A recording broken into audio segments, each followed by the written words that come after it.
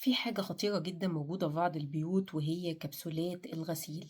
إيه الكبسولات دي؟ الكبسولات دي بتبقى عبارة عن غلاف شفاف فيها مواد مبيضة بتركيز عالي جدًا، ومسحوق بتركيز عالي جدًا في حاجة صغيرة قد كده لونها ملون. الأطفال لو شافوها بيحسوا إن هي عاملة زي البونبوني كده، لو اتحطت في بُق الطفل مصيبة.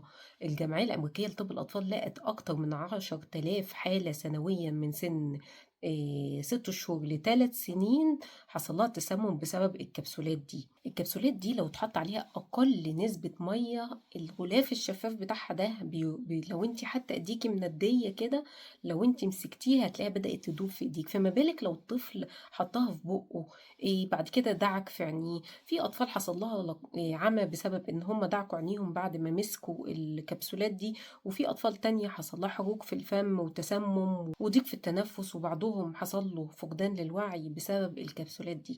فلو أنتِ من الأمهات اللي بيستخدموا كبسولات الغسيل خلّي بالِك كويس جدًا، ولازم تحطيها في مكان يا إما عالي الطفل ما يقدرش يوصل له، يا إما في حاجة مقفولة وتتأكدي إن الطفل ما يقدرش يوصل لها.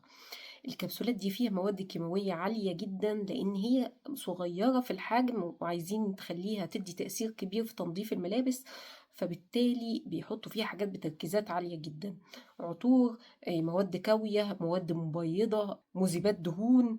في حاجات كتير أوي موجودة فيها ممكن لا قدر الله تأثّر على صحة الإنسان. ممكن تسبب للجلد حساسية، حروق، تورم، أو حروق كيماوية.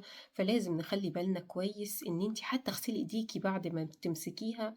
طب لو قدّر الله حصل إن ابنِك لمسها أو بلعها، لو بلعها ما تحاوليش بأي طريقة إن تخلّيه يرجّع، اتصلي بمركز السموم فورًا أو ودّيه لأقرب طوارئ، والأفضل يروح مركز السموم. لو جات في عينيه لازم نغسل عينيه بمَيّة جارية لمدة 15 دقيقة. لازم تخلّي الحاجات المنظفات دي بعيد عن أطفالِك، لإن هي خطر جدًا عليهم، والمفعول بتاعها سريع جدًا، ممكن تسبب تسمم لا قدر الله أو حروق في الجلد أو مشاكل في العين. وفي بعض الحالات سُجّلت إن هي للأسف الشديد سببت عمى لبعض الأطفال، وسببت تسمم لبعض الأطفال. ودايمًا وعّي أولادِك إن الحاجات دي مش للأكل، وخبّيها منهم في مكان أنتِ عارفة إن هو أمان بعيد عن إيديهم. اعملي share للفيديو علشان كل الأمهات يستفيدوا، وما فيش واحدة ممكن لا قدر الله تسهى عن حاجة بسيطة زي دي. الأطفال ممكن تفتكر إن هي حلوى فتحطها في بُقّهم، أو يقوم داعك بإيديه وهي يكون فيها مكان للمسحوق ده، فلا قدر الله يحصل مشاكل.